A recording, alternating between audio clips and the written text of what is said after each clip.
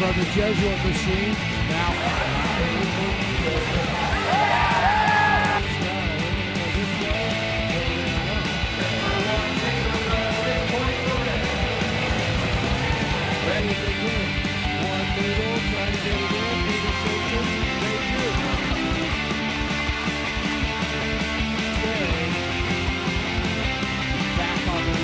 Let's see if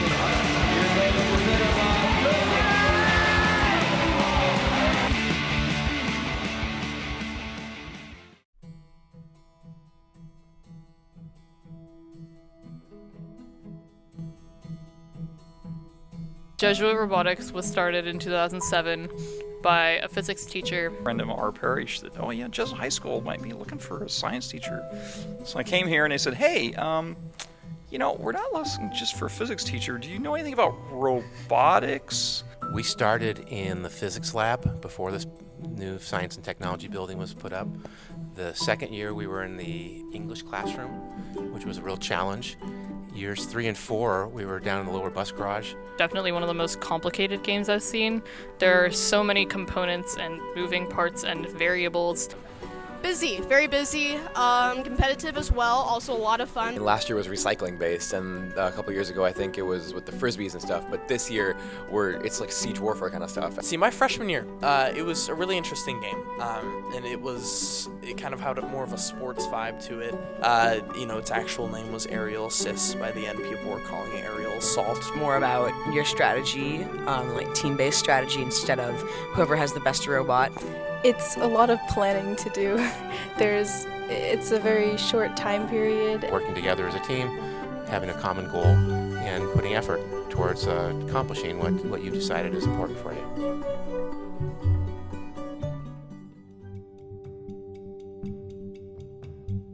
The more than just robots is to take a look at what is technology and what makes technology work. We work together, we get up early, we share ideas, like help each other, criticize each other so we can grow from that advice.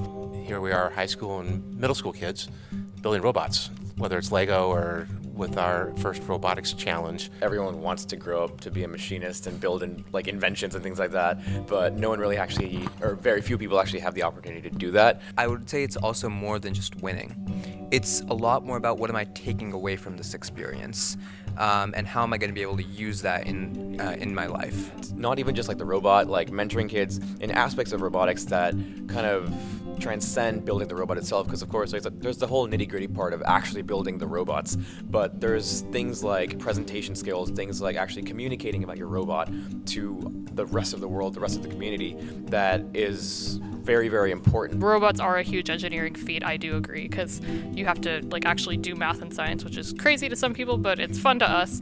But there's also this added component of actually managing a team and doing things to help other teams. An iPhone doesn't just happen by itself. Okay, Facebook doesn't just happen by itself. One big thing that's important for first is recognizing that these are skills that we're going to have to be using, or it's going to be useful to us in the future of our lives. Really, honestly, the only way that I think people end up understanding how to manage or run big technical enterprises is to actually execute technical enterprises. And so this gives, I think, kids a really good introduction to how is it that technical things happen in society. We do spread the message of STEM education and its prevalence, its growing prevalence in our education system and our culture, really, because that's where things are headed, I would think. This isn't just about teaching robotics, it's about teaching you about every aspect of what the world's going to be like out there.